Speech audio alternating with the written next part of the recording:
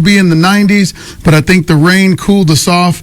The temperature right now is 58 degrees, and it's going to be a nice, cool day right here in 105.7 FM, your sports authority, KVAY in Lamar. Let us go ahead and go to the Lord in prayer. Heavenly Father, thank you for giving us principles for prayer in your word. Psalms 119:15 says that I meditate on your precepts and consider your ways. Don't allow us to walk away from your truths and forget them.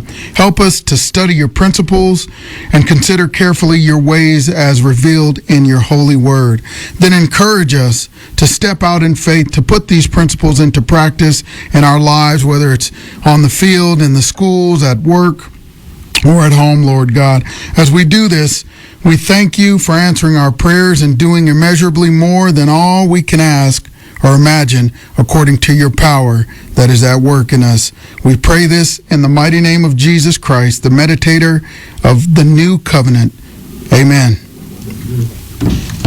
And so we've got some special guests this morning, and I know it's probably a little rough for them to roll out of bed, but the Lamar HS Thunder, we called the game last night, KVAY, and we got the youngsters up early in the morning. And go ahead and introduce yourselves, your name, your position you play, your number, and also give me something that you remember from last night.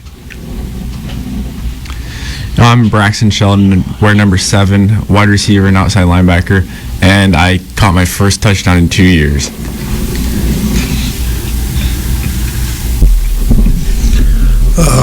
My name's Shane Paul Stegman, number 76, nose guard, and had my first fumble recovery in my whole career. My name's Jason Pollard. Number 11, I play slot receiver and safety, and I remember just getting an interception last night. My name is Maverick Medina, number 68, defensive end. I remember getting another pass deflection off the line. My name is Isaiah Smira, number 44, inside linebacker, and what I remember is just getting in a lot of tackles. My name is Jacob Dunning. I wear number 10. I'm the quarterback and corner. And one thing I remember is coming out on top. Sounds good. And you guys did come out on top. No Coach Tice here today. I think he's a little bit under the weather, but that's okay. He told us to go ahead and roll. So let's start off with Coach Tice. What is something that you remember and love about Coach Tice? I think one thing that I really like about Coach Tice is that just throughout this season, he really emphasizes building great young men.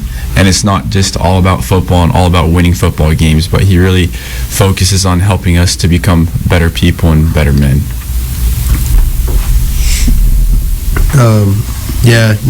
He always pushing us to be the better versions of ourselves and just to keep on going, like even through practice and stuff, just helping us to get better and for our careers and our futures. He's a really driven guy. He's been through the lows and the highs, and he rebuilt our program, and he's just giving it like all of his attention on us, and it's helping. Go ahead. He's not afraid to tell you how it is. He messed up on the play. The quarterback got one on me, broke it for about 30 yards, and I don't think they're going to need to say anything during film on Monday because they said everything they needed to say to me on that sideline, and I really appreciate that.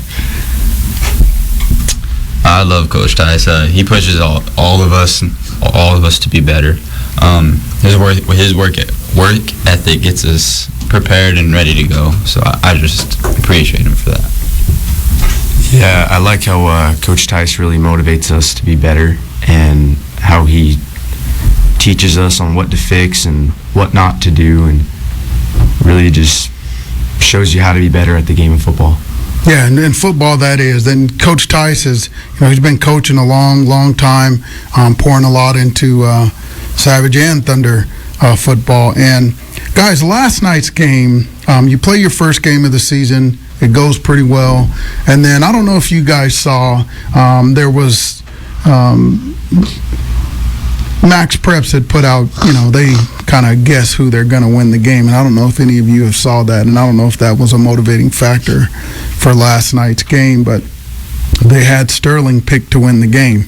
And I don't know if it was based off of how many points Sterling scored versus you guys. But what was your mentality coming into that game? And what were some things you knew you had to do to come out victorious? Well, all week when we were watching film, even from last year, we knew that they were big, physical, and then going into the game, we just knew that we had to be just as physical and strike first, and then from there on, we just take care of control we can, take care of business, and go on with our way. Yeah, one of the things I want to talk to you guys that we noticed standing up on top of the balcony was the offensive defensive line. And Chin Paul, I'm going to talk to you for a minute, man. I love your intensity. I love how you approach the game each and every play. I felt like your enthusiasm and your hard work and effort really started to pay off as the game went on and on. Yeah, no, for sure. As every snap of the ball, it's another. As every snap of the ball, it's another just battle between me and two other guys, because it's never just me by myself or me hitting someone else head on. It's always me and being double teamed or triple teamed, even at that. So if I don't come out there hitting harder, I'm gonna get destroyed and I'm gonna get hurt. So if I don't hurt, be physical against them, the two guys that they're gonna have against me is gonna hurt me or something, and I'm not gonna be able to play the rest of my season. My mentality going through the game and stuff just gets stronger and stronger, because as we keep winning or losing, even at that, I keep pushing. I keep trying to keep the whole team motivated to keep on moving, because in my opinion, if the team's happy, we're all going to be happy at the end, no matter what, win or lose. Yeah, and so playing that nose guard position, you pointed out that you're always being double teamed. What's your strategy, and what are some things that you do before the ball snapped to either get inside on the defense or to protect Dunning? So, my strategy and stuff like that is just hit low, kind of try to get lower than the other guy. So, but if they're a small guy, it's not very hard for me to block or destroy blocks, because 290 pounds of 6'1", it's not very hard to keep the smaller guys at bay. But when you get to the bigger guys, it's kind of more of a struggle and more of a challenge. And I kind of accept that, and I like the challenges of each play and each snap of the ball, because each one's going to be different. It's never going to be the same. Yeah, and Isaiah, I'm going to talk to you a little bit, because in that linebacker position, that inside linebacker, they ran the ball a lot towards the middle or towards that, number 4, 6 hole.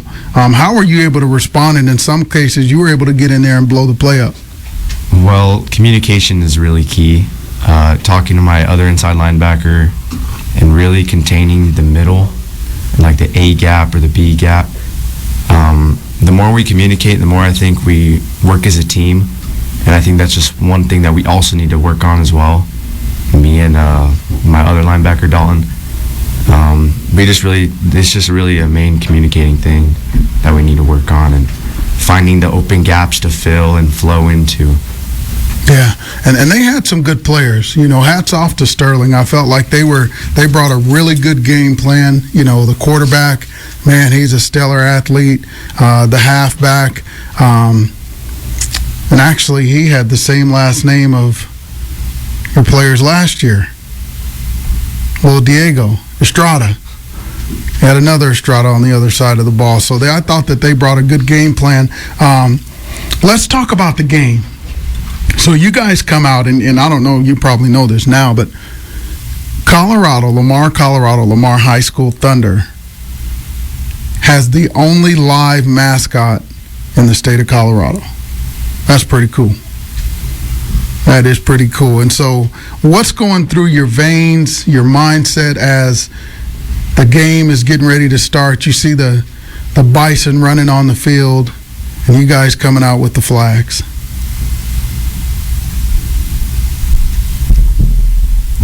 I mean, it's always a really fun experience. I mean, it never gets old to run out on the field with Thunder, and the herdsmen, they do a really good job. And so it's just a really fun experience, and it helps you to get excited and to be motivated for the game. It for sure gets my blood flowing. I think it really gets me ready for the game, and to see Thunder, it's kind of motivating. I mean, he's the only one out here in Colorado, so it's just nice to have him run out there on the field with us. Yeah, no, it's a really cool experience that just a lot of kids don't get to have, so we're really blessed to be able to be one of them. We're one of the few high schools to have a live mascot in the whole country. I saw this on an article with Sleepy Hollow in New York talking about their headless horseman, and then right after it was Thunder, and that was just really cool to see. Nice. That is good stuff. And so when the kickoff happened, you guys deferred, so you chose to play defense first, going against a high-powered offense and the Sterling Tigers. In that first drive, they were able to complete a couple of passes, move the ball a little bit down the field, and you guys were ultimately able to stop them. Jacob, you come back, and on offense, you had thrown a comeback pass to Williams, and it kind of set up the 70-yard touchdown play. Yeah, I mean, that's kind of our philosophy on that play. We call it short choice for a reason. Me and Alex and the other receivers, we communicate really well on that type of stuff, and we execute it really well at practice. So whenever we get into a game, I mean, just makes it easier on ourselves. Yeah, and I thought that was a good setup for the play. You know, on that particular play, the cornerback on that side, playing far off Alex, did a good job coming back. And so the next play, you know, he's in a press. He's right up on the line, and it set things up, so it looked really good. And then you come back. Sergio Marancio, your kicker. Now, we know Serge. Serge used to be, you know, we used to call him the coach when he was in middle school, because he was one of our managers one year, and then he came back and played the next year. So we call Marancio coach. What's it like having him as a kicker? Oh yeah, Serge. He's a guy. I'm actually really blessed he came out. Since Alex Williams was out, we were kind of down a guy. Or Alex Aguilar was out. We were kind of down a guy, our kicker, running back. But, yeah, Serge came out and wasn't really sure if he was going to do it for a while, and he came out and started kicking for us. And I was really blessed to see him out there on the field with us. Yeah, and he does a good job. He's got, you know, for such a small young man, he's got a good leg. Yeah, he does. A really good leg. And so you guys take control with the 7-point lead, and then Sterling changes up the game after you scored the touchdown. They stopped passing the ball, and that's when they started rushing the ball with Estrada going right up the middle, and they had the read option going, they had the sweep going, and they were trying a number of different things to try to break away on the play. I see Coach Tice on the sidelines, and he's jumping up and down sometimes. He's doing the hand motions. What are some of the things that he's telling you guys as the play starts? So last year when we played Sterling, they had this trick play where they toss and they throw it, and so we call it toast this year because we got toasted on it. So every play he'd be yelling toast, or even like our formations too, and yeah, it just helped us out a lot with him communicating with us on the sideline. And one of the things too is Coach Dunning, he actually relays information down from the booth from Coach Wirtz. He's our defensive coordinator, and that's a lot of for the outside and inside backers knowing, and sometimes we'll slant the D-line, and so he just relaying that information from Coach Wirtz. That's a lot of what we get. Yeah, and there's a lot of logistics when it comes to football. You know, you've got the booth, you've got the coaches in the booth, and they're dialing stuff in on the field with the headsets. As a player, you're in a situation where you're waiting for the play, you're waiting for the response of the coaches, and when they're telling you guys what to do, how do you respond and try to do exactly what they're telling you? And give me some examples of last night, some of the changes and stuff, especially from the defense, because I saw that. Yeah, Like I said, the quarterback got that one good read option, and I heard about it on the sideline. They were telling me, Maverick, quarterback is your responsibility. Don't worry about the running back. So from that point on, they had this little kind of sort of tell where if the running back was on your side of the line, the quarterback was going to take it your way on an option. So my job was just get the quarterback to either pitch that ball or just contain him as much as possible. So just making that adjustment after a bad play or just being mentally tough enough to fix the mistake. Yeah, and I saw that, Maverick, because I think in some cases you were hesitant to go after the quarterback, kind of in limbo, waiting to see if he's going to throw it, waiting to see if he's going to keep it. And once you decided to pressure him every time, he had to throw it away or take the sack. And I think that was evident in how you guys were able to succeed and come away with the victory last night. But even though you had opportunities in the game, right, you could have beat them probably 28-35-7. I felt like there were some missed opportunities. Alex Williams was in the back of the end zone. Great play. Great route. Plants, and he runs an out and wasn't able to hold on to the ball. But even through that, you guys kept the pressure on as far as finding a way, even when things didn't look like it was going to turn out. But late in the game, it was 3rd and long, and I think it was 3rd and 8, 3rd and 9, and they got a first down. And right after that, Tice called a timeout. What did he say in that timeout?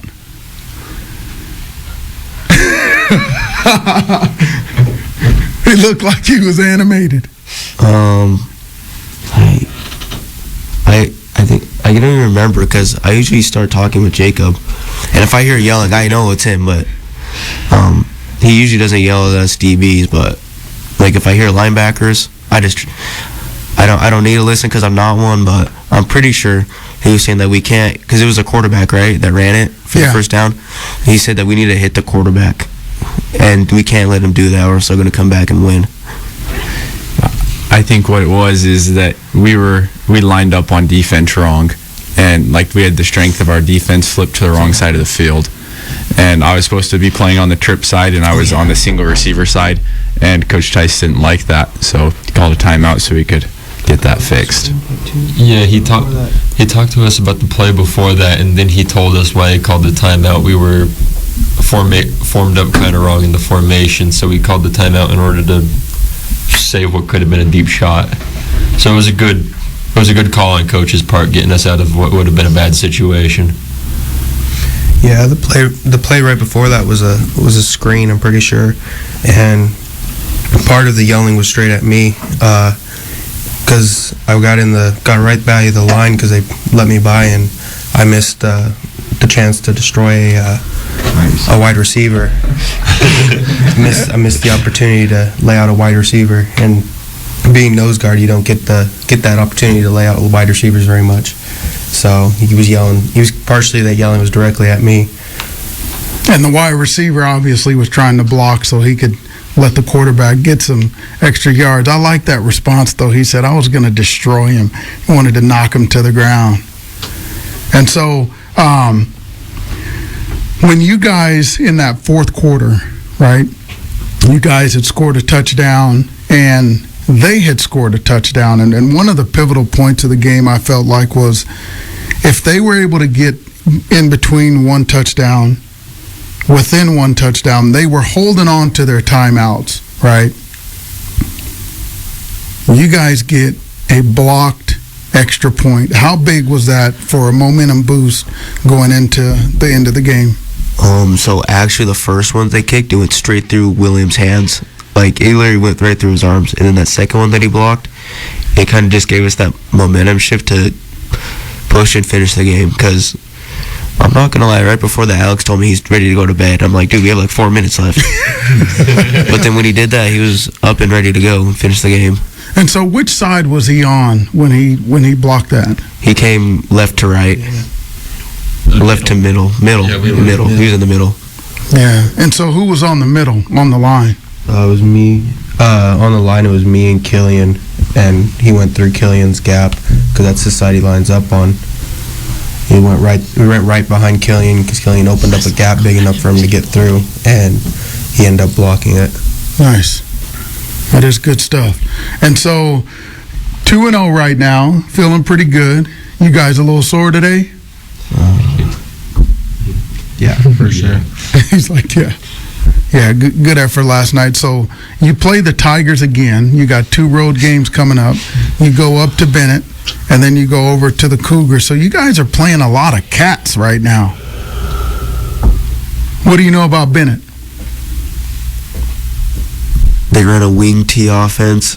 I think it's basically the same team that we played last year, all the kids.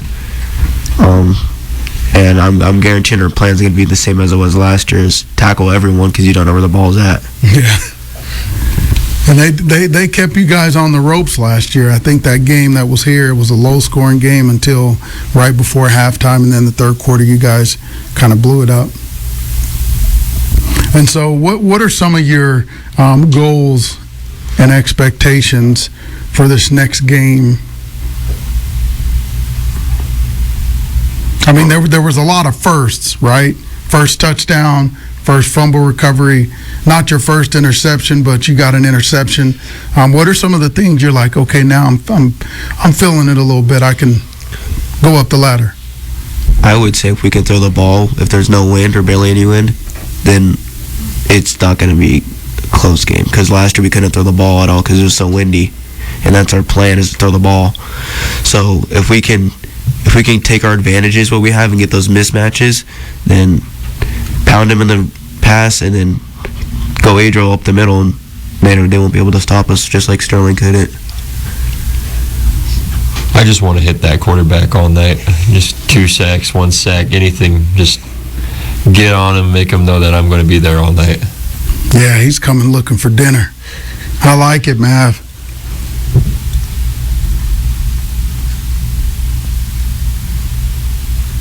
I'm just trying to hit someone too, I'm not going to lie. We'll also see if I can make their coach feel old because he coached my dad in high school. Oh, he did? He did. Oh, yeah, so you got a little bit of a homecoming, Mav. Yeah. You got something to prove now. Coach Dad, and now I get to play you. So, Isaiah, what are some of the things you're looking forward to and wanting to accomplish in this next game? I'm wanting to accomplish maybe like another sack. I feel like I could have done better at the Sterling game, and I want to prove that I could do better at the Bennett game. I really want to just show them that I'm a threat. Like, I could actually do something. Like, I could make them not run, and I could pressure them so much on the pass that they don't really know what to do. So, in other words, make the offense say, find out where that linebacker is. Exactly. Absolutely. Jim Paul? My goal in any game, especially this one, is just be a problem, be right in the middle of everything. They see me and they keep it out of the middle every snap. If they drop the ball, I'm gonna be right there, ready to get it. So that's my goal for any game, especially this one, is just be a problem. Yeah, and I saw on several plays, Jim Paul, you were holding on to the ball as the ball carrier was trying to run with it. Yeah, no, I'm pretty sure I scared a couple of the guys a little bit running directly at me. So, because they'd see me and they tried running the opposite direction. So. That's good. I'd probably run the opposite direction too, Jim Paul. You look like you're coming to get somebody, man. And then after the fumble recovery, seeing you coming up on the sideline, jumping and hollering, man, that's a warrior. Yeah, after the fumble recovery, kind of lit a fire inside of me. Made me ready for anything now. So I'll be ready for anyone. That's good stuff. That is good stuff. Well, we want to thank you guys for coming out, man. I know it was early for you. Williams is still sleeping in, so give him a hard time. But thank you guys for coming in, and we'll be covering you some more. We know we got the Whistle game on the calendar, but we'll definitely be covering you throughout the season. Thank you, Coach. Thanks, Coach. Thank you. You're lucky LSU won their first game. Now, hold on. Did he say that again? You're lucky LSU won their first game. Now, he says that because Coach Kelly, this was his first year winning the season opener, and I think that his job was on the line based off of that game. So they went down to Clemson and got the win on the road. So LSU's all right. You know, they're not top 5 yet, but hopefully they'll get there. Who's your team? Let's hear it. No. I think it was Bama. I lose faith in them already. It was Bama, right? Yeah, they're not going to make the playoffs. Bama's struggling right now, bro. My favorite to make the playoffs is South Carolina. Yeah, they're looking good. South Carolina's looking good. But I'm going to have to get you an LSU shirt because, you know, Nick Saban, who left Bama, left LSU for Bama, and if he hadn't gone to the Dolphins, he probably still would be coaching for LSU, and we would have all those championships. So, Yep. Well, what size shirt you wear? no. But we're about to see because if one of my cousins goes to CSU Fort Collins games, and I don't know. Well, we're still thinking about going because I'm super sick, so I don't really want to go, but it's fun. So if CSU Fort Collins doesn't win by 21, then he used to wear a CU shirt every day of the week to work. But he lives in Fort Collins, so that's going to be a bad week for him if they don't win by 21. Hey, he might get jumped.